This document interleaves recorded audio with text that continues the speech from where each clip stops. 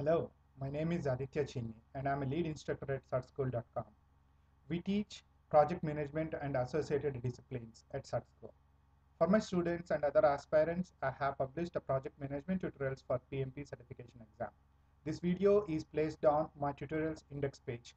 My PMP tutorials are available under resources section of my website www.certschool.com. I had developed these tutorials based upon a PMBOK guide published by the PMI. The PMBOK guide in full form, Project Management Body of Knowledge, which is also a study guide for the PMP certification exam. I consider PMI published a management body of knowledge book, the guide, as a reference manual for the all project managers. In fact, this guide was written by project managers across the globe.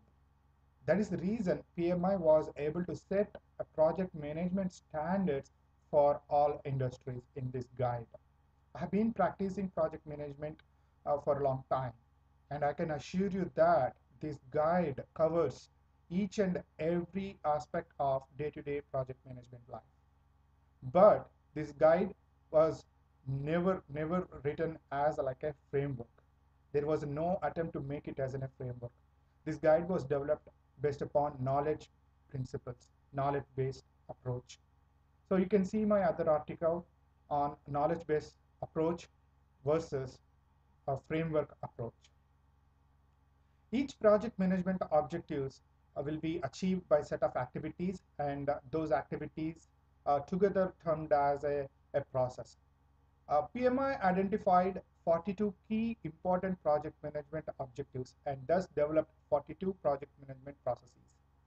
These processes can be categorized in two ways.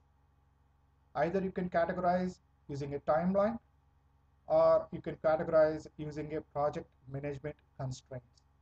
If you categorize these 42 processes based upon the timeline, you can form process groups.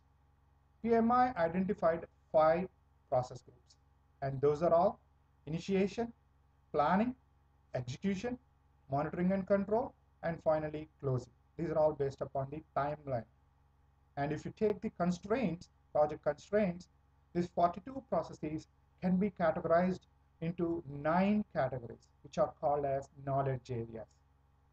And those are all scope management, time management, cost management, quality management, HR management, communication management, risk management, procurement management, and finally integration management, which integrates rest of the constraints.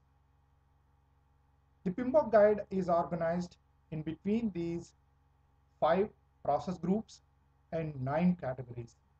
If we form these two things in a table, it forms a process chart. Learning about the process chart and learning about the each processes is all about the PMBOK guide, and that is what is asked in the PMI's PMP exam, and that is what you need as a project manager in your real lifetime also. I followed the same approach of the PMI and wrote my tutorials and videos based on knowledge areas. You can follow these videos and tutorials to know more about the PMBOK guide and the project management principles.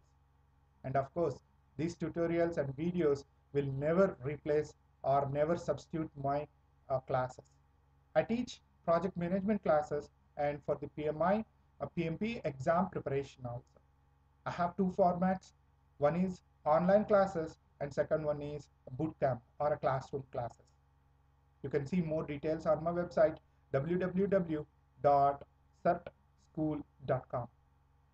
Hope you will enjoy this video series, and of course if you have any comments, please don't hesitate and please send those comments to me directly by clicking comment section on my website.